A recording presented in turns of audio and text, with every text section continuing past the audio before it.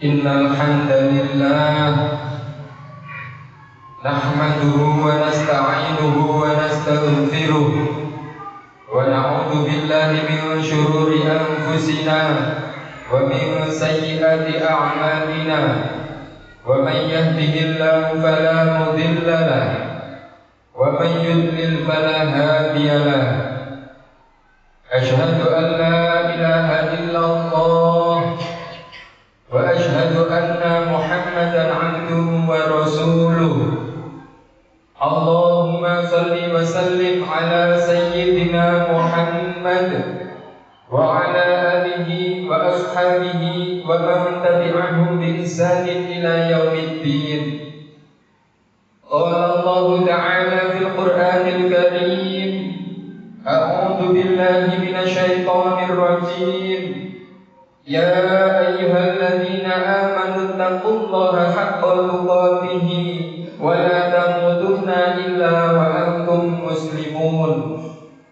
Wa qala ya ayyuhalladzina amanu tubu ila Allahi taubatan nasuha asa rabbukum an yukaffir ankum sayyi'atikum wa yudkhilkum jannatin tajri min tahtiha al-anhar.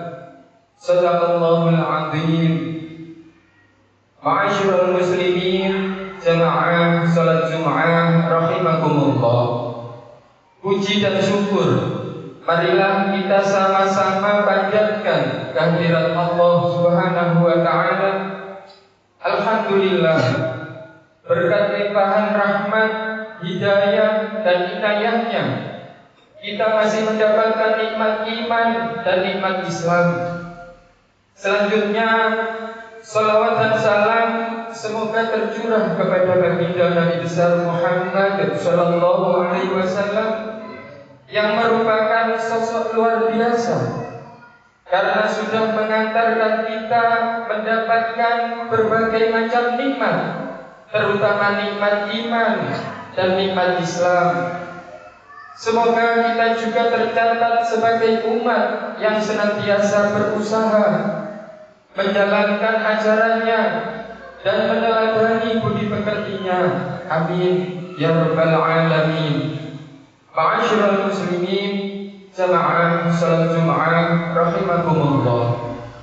Melalui mimbar yang mulia ini, khatib berpesan kepada diri khatib pribadi khususnya dan kepada jamaah Jumat umumnya untuk sama-sama meningkatkan keimanan dan ketakwaan kepada Allah Subhanahu wa taala.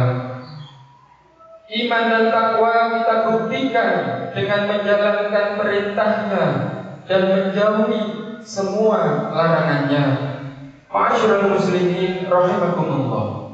Tak terasa kita saat ini tengah berada di penghujung tahun Islam atau tahun Hijriah. Sebentar lagi kita akan meninggalkan bulan Dzulhijjah 1447 Hijriah dan memasuki bulan Muharram 1448 Hijriah. Tentu saja sebagai manusia biasa kita tak punya jaminan bisa terlepas dari jeratan dosa. Bahkan langkah demi langkah, ucap demi ucap memungkinkan kita berbuat salah.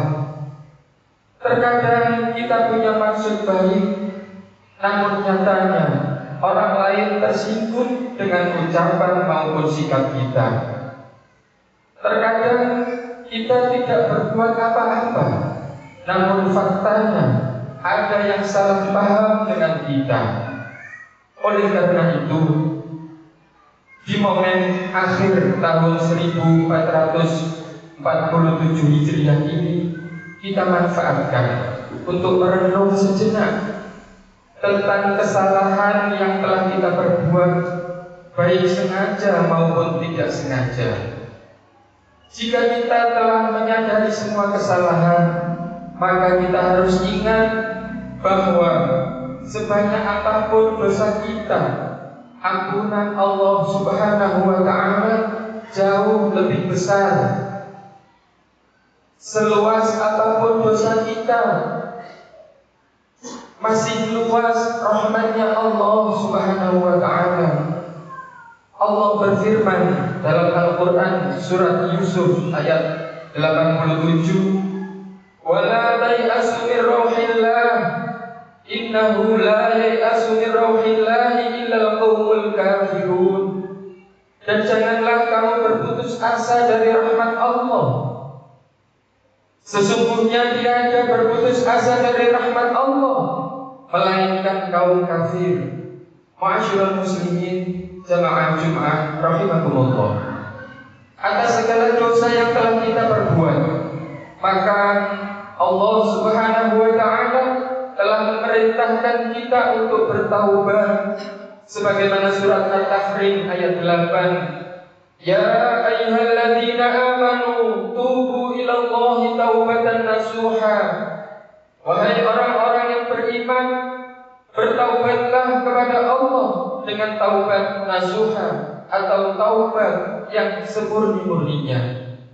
Melalui ayat ini, ma'asyiral muslimin, Allah ingin menunjukkan kepada hamba-Nya bahwa Allah membukakan pintu ampunan kepada hamba-hamba-Nya.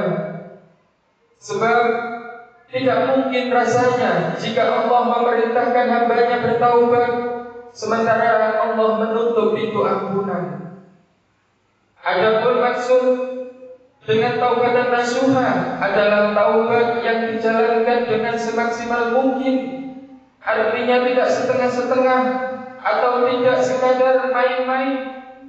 Artinya hari ini kita bertaubat, esok kita berdosa lagi, esoknya bertaubat lagi, dan seterusnya. Terkait taubat nasuha, para ulama merinci sejumlah syarat agar taubat diterima Allah Subhanahu wa ta'ala. Pertama adalah niat kita bertaubat harus tulus dan ikhlas, bukan karena ingin dipuji seseorang atau hanya karena ingin terlihat soleh dan religius. Karenanya taubat ini harus dibangun atas niat yang lurus, benar-benar mengharap ridho dan ampunan Allah Subhanahu wa ta'ala.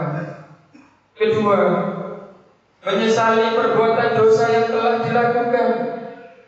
Disinilah sulitnya bertaubat kepada Allah, sebab hati kita seringkali sulit untuk diajak menyesali perbuatan salah yang telah dilakukan.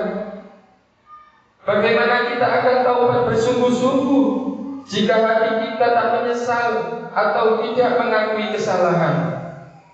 Ketiga, syarat taubat nasuha ialah menghentikan semampu mungkin segala dosa, baik kecil maupun besar. Sebab tak ada dosa kecil jika dilakukan secara terus-menerus, dan tidak ada dosa besar jika diiringi dengan taubat. Ma'asyiral muslimin, jamaah salat Jumat rahimakumullah. Maka bersamaan dengan berakhirnya tahun 1447 Hijriah ini, marilah kita introspeksi dan menata diri.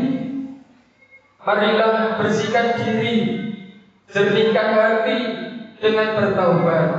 Kita sambut masa depan dan tahun mendatang dengan lebih optimis.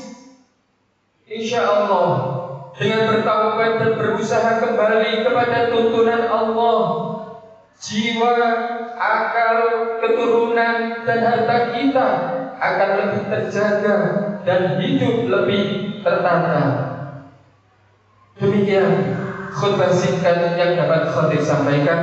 Semoga Allah mengampuni dosa-dosa kita setahun yang telah lewat, dan semoga setahun yang akan datang Allah Subhanahu wa ta'ala selalu memberikan hidayahnya kepada kita semua.